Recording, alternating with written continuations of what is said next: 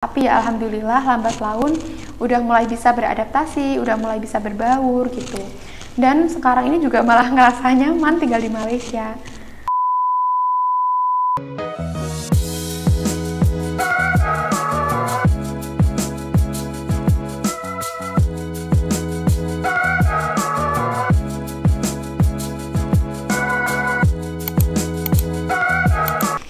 Hai guys, assalamualaikum. Aku Alin. Selamat datang di channel YouTubeku Amalia Zaida.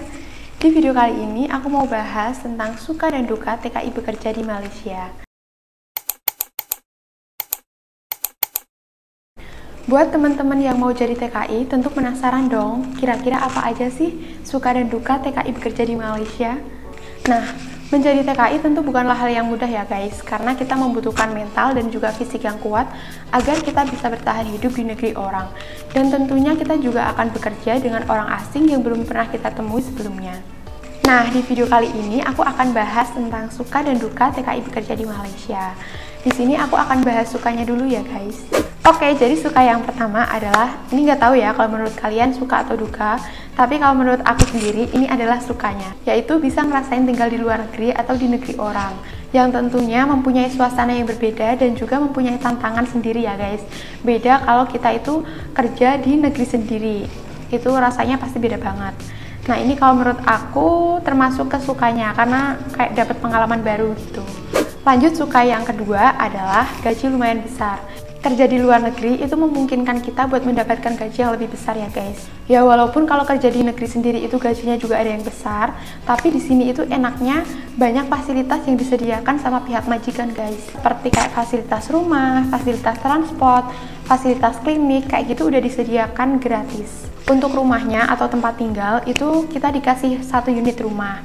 Dan 1 unit rumah itu ada 3 kamarnya dan diisi 9 penghuni. Tapi karena sekarang itu lagi pandemi, lagi corona, jadi pihak kerajaan itu meminta untuk mengurangkan penghuninya. Jadi sekarang penghuni di rumah itu cuma 7 orang aja guys. Dan di dalam rumahnya itu juga lengkap banget guys. Udah ada kompor, setrika, magicom, gas, kulkas, lemari, televisi, kayak gitu semua udah disediain. Jadi udah lengkap ya guys. Jadi kita nggak perlu beli perabotan lagi buat ngisi rumah.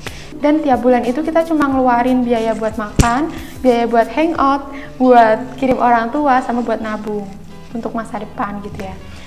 Jadi kita nggak perlu pusing-pusing buat mikirin biaya sewa rumah atau buat biaya transportnya, karena itu semua sudah ditanggung sama kilang atau majikan kita. Gitu guys, jadi itu adalah sukanya yang kedua. Jadi lanjut, suka yang ketiga itu adalah suasana yang hampir sama seperti di Indonesia. Jadi guys, di Malaysia itu banyak banget orang Indonesia yang tinggal di sini, bahkan menetap di Malaysia guys. Nggak susah buat aku nemuin orang Indonesia ataupun orang Jawa yang ada di sini. Kalau keluar gitu banyak banget ketemu sama orang Indonesia. Bahkan kalau kita ngomong pakai bahasa Jawa gitu pun mereka ada yang nyaut, kayak ada yang tahu gitu loh. Terus nanyain asalnya dari mana gitu, kerja di kilang apa, kayak gitu. Dan kalau kalian itu pergi ke daerah Chowkit, di sana itu kan ada pasar, pasarnya lumayan besar gitu ya, pasar tradisional. Kalian banyak banget nemuin orang Indonesia di sana guys. Mereka itu kebanyakan jualan di pasar itu, dan barang-barang yang dijual itu juga kebanyakan barang-barang yang ada di Indonesia guys. Kayak makanan, bumbu-bumbu, kayak gitu banyak banget yang dari Indonesia. Jadi ini menurut aku juga sukanya ya, karena tinggal di negeri orang itu berasa kayak tinggal di negeri sendiri, saking banyaknya orang Indonesia yang ada di sini. Next, suka yang keempat itu adalah bisa belajar bahasa baru, yaitu bahasa Melayu. Ya walaupun bahasa Melayu sama bahasa Indonesia itu mirip ya guys, tapi tetap ada kata-kata yang belum pernah aku dengerin sebelumnya. Dan cara ngomongnya atau logatnya itu juga berbeda guys. Kalau di sini itu ngomongnya kayak lebih pakai nada gitu ya. Dan secara tidak langsung aku juga belajar dan juga menerapkan bahasa Melayu ini aku gunakan dalam kehidupan sehari-hari. Next, suka yang kelima atau yang terakhir, ini yang paling aku suka banget, yaitu bisa jalan-jalan kemana-mana. Bahkan bisa jalan-jalan ke luar negeri guys, kayak ke Thailand sama ke Singapura kayak gitu. Di Indonesia juga bisa sih kerja sambil jalan-jalan, tapi rasanya itu kayak beda gitu loh kalau kita kerja di luar negeri sambil jalan-jalan gitu, rasanya kayak menurut aku beda gitu. Dan di sini itu juga ada trip guys, biasanya setiap proses itu ada yang ngadain trip ke luar negeri, kayak ke Thailand, ke Singapura gitu. Alhamdulillah pas di tahun pertama aku di sini, tahun 2019, itu ada trip ke Thailand. Dan alhamdulillahnya itu aku ikut guys. Kalau aku nggak ikut, wah aku udah ngerasa kayak rugi banget. Soalnya kan tahun kedua sama tahun ketiga aku di Malaysia itu kan pas ada corona ya. Tahun 2020, 2021 ini kan ada corona. Jadi mau pergi jalan-jalan jauh gitu susah. Bisanya cuma jalan-jalan yang deket aja gitu. Dan for your information guys, trip ke Thailand sama ke Singapura itu cuma pakai bus aja. Jadi kita nggak terbang pakai pesawat. Karena emang jaraknya itu nggak begitu jauh, perbatasannya itu cuma darat aja. Kalau ke Thailand itu darat, kalau ke Singapura lewat jembatan. Jadi perbatasannya laut tapi ada jembatannya gitu.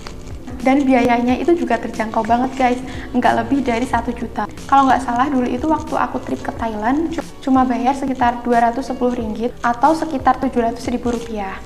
Nah itu udah pulang perginya. Kalau ke Thailand dulu itu tripnya 3 hari 2 malam. Dan 1 malamnya itu nginepnya di hotel.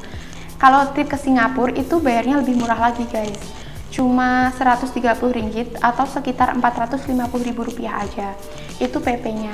Kita tripnya ke Singapura itu 2 hari 2 malam, tapi kita nggak nginep di hotel, kita nginepnya di bus. Jadi berangkatnya itu malam, pulangnya malam, sampai di sini itu pagi. Nah, saran dari aku, kalau misal kalian nanti kerja di Malaysia, terus ada trip ke luar negeri kayak ke Singapura, ke Thailand gitu, kalian ambil aja guys. Soalnya mumpung murah, terus ada kesempatan juga kan. Jadi kita ada pengalaman buat pergi ke luar negeri gitu, buat jalan-jalan ke luar negeri. Ya walaupun di Indonesia nanti bisa, tapi kan di sini biayanya lebih murah gitu, lebih terjangkau. Oke guys, jadi itu tadi adalah sukanya TKI bekerja di Malaysia. Nah, sebelum kita masuk ke dukanya, kalau kalian suka dengan video ini, jangan lupa buat tekan tombol like dan juga tombol subscribe. Oke? Terima kasih. Oke, jadi kita lanjut ke dukanya. Jadi, duka yang pertama itu adalah jauh dari keluarga dan juga orang-orang yang kita sayang guys. Ini tentunya yang bikin berat banget sih. Apalagi buat aku yang belum pernah jauh dari keluarga sebelumnya. Itu rasanya berat banget. Awal-awal di sini itu rasanya kayak nggak kuat, terus pengen cepat-cepat pulang. Soalnya dulu itu kan masih baru juga ya, terus masih beradaptasi, belum punya banyak teman, terus kayak kalau dimarahin gitu kayak langsung ngedon, langsung nangis gitu yang bikin nggak betah. Tapi ya alhamdulillah lambat laun udah mulai bisa beradaptasi, udah mulai bisa berbaur gitu. Dan sekarang ini juga malah ngerasa nyaman tinggal di Malaysia. Oke, jadi lanjut yang kedua, itu adalah homesick atau rindu kampung halaman. Nah, ini pasti yang ngalamin gak cuma aku ya guys, banyak banget orang yang ngalamin hal ini. Bahkan gak cuma yang rantau di luar negeri, yang rantau dalam negeri pun pasti merasakan hal ini. Rasa ini itu paling sering banget muncul itu ketika lagi down, lagi sakit, lagi banyak masalah gitu. Soalnya kan kalau kita tinggal di Malaysia, kita tinggal sendiri ya, kita cuma tinggal sama temen gitu. Nggak ada yang memperhatikan. Kalau misal ada masalah atau kita lagi ngedown, itu nggak ada keluarga yang support kita dari dekat, dan itu yang bikin rindu dan juga jadi keinget sama kampung halaman. Dan pas di hari raya Idul Fitri, hari raya Idul Adha, kayak gitu tuh kita cuma merayakan hari raya itu sendiri di sini. Rasanya itu kan pengen pulang gitu ya, pengen merayakan hari raya bersama keluarga, kumpul-kumpul sama keluarga, makan-makan bareng kayak gitu. Nah itu tahun pertama sedih banget guys, aku nangis pertama kali lebaran jauh dari keluarga. Tapi alhamdulillah lama-kelamaan itu kayak udah terbiasa gitu, udah terbiasa merayakan hari raya tanpa keluarga. Kayak rasa sedihnya itu udah nggak sesedih dulu. Oke, lanjut duka yang ketiga adalah jam kerjanya yang lama. Yaitu aku kerja sehari 12 jam ya guys. Jadi kita itu masuk kerja pukul 7 pagi sampai 7 malam. Kalau masuk shift malam ya masuk pukul 7 malam sampai pukul 7 pagi. Itu baru jam kerjanya guys. Kita itu berangkat dari hostel itu pukul 6 pagi atau setelah subuh ya. Karena subuh di Malaysia itu sekitar pukul 6 lebih gitu. Itu kalau masuk hari-hari biasa guys. Kalau kita masuk di bulan Ramadan itu lebih berat lagi tantangannya. Karena jam kerjanya itu dimajuin. Jadi kita berangkat itu pukul 5.30. Dan kita harus bangun juga lebih awal karena kita harus masak, kita harus sahur gitu. Yang bikin beratnya lagi itu kalau kita bangun kesiangan terus belum sempat masak, belum sempat sahur. Jadi cuma sahurnya itu makan roti di dalam bus guys. Itu yang bikin berat banget. Untuk buka puasanya itu juga di dalam bus. Jadi kita itu keluar dari proses kan menjelang maghrib. Jadi ya kalau mau buka puasa di rumah itu nggak keburu. buka puasanya di dalam bar. Jadi bayangannya itu kayak pengen buka puasa bareng gitu sama keluarga di Indonesia. Oke, lanjut duka yang keempat itu adalah kalau kita lagi sakit itu harus pandai-pandai buat ngerawat diri sendiri. Ya karena kita itu tinggalnya di sini sendiri cuma sama teman-teman. Jadi sebisa mungkin jangan sampai sakit guys. Karena ya jangan sampai kita itu merepotkan teman kita gitu ya. Alhamdulillah selama di Malaysia ini aku jarang banget sakit. Paling sakit itu kayak pusing, kecapean, terus sakit perut gitu yang paling sering. Kalau sakit meriang sampai berhari-hari gitu, alhamdulillah aku jarang banget. Oke guys, lanjut duka yang kelima atau yang terakhir itu adalah kalau misal ya guys, misal ada keluarga di Indonesia yang meninggal, itu kita nggak bisa pulang. Ya bisa sih pulang, tapi ngurusnya itu bakal susah banget.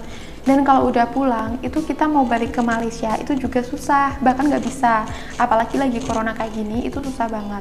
Dan ini yang bikin sedih dan juga berat banget ya guys. Kita kerja ke Malaysia, mereka masih ada, terus kita pas di sini dikabarin mereka udah nggak ada, gitu kan rasanya sedih banget ya. Ada teman aku yang ibunya itu meninggal pas corona, pas pandemi. Dia itu nggak bisa pulang guys. Ya kalau mau pulang ngurusnya susah, dan juga kalau udah pulang mau balik ke Malaysia lagi juga susah guys. Jadi ya kasihan teman aku itu ibunya meninggal tapi dia nggak bisa pulang. Itu sih menurut aku dukanya yang paling berat yang dirasain sama TKI. Kalau misal ada apa-apa gitu kita nggak bisa langsung pulang karena jauh juga. Oke guys, jadi itu tadi adalah suka dan duka bekerja di Malaysia. Sebenarnya mau kerja di mana aja pasti ada suka dan dukanya ya, tergantung kita itu menyikapnya seperti apa. Dan yang paling penting itu adalah niat. Jadi kita harus selalu ingat sama niat kita buat pergi ke luar negeri, buat bekerja itu untuk apa. Kalau niat kita itu untuk bekerja, niat kita itu untuk membantu keluarga, ya udah kita fokus aja buat itu. Jangan sampai kita itu mengkhianati dan juga menyia-nyiakan kepercayaan yang udah orang tua kita berikan untuk kita guys. Pesanku buat teman-teman yang mau jadi TKI, yang mau kerja ke luar negeri, entah mau ke Malaysia, ke Jepang, ke Taiwan, ke Hong Kong, atau ke manapun, kalian harus selalu ingat sama tujuan kalian. Jangan sampai kita itu lupa sama tujuan kita guys. Dan harus tetap jaga diri dan juga bergaul dengan lingkungan yang baik guys. Jangan sampai kita itu terjerumus dengan hal-hal yang negatif ya guys. Oke guys, jadi sekian dari aku. Semoga video ini bermanfaat ya. Kalau kalian suka dengan video ini, jangan lupa buat tekan tombol like, comment, share, atau subscribe biar aku semakin semangat buat kontennya. Sampai jumpa di video aku selanjutnya ya guys. Bye. Assalamualaikum.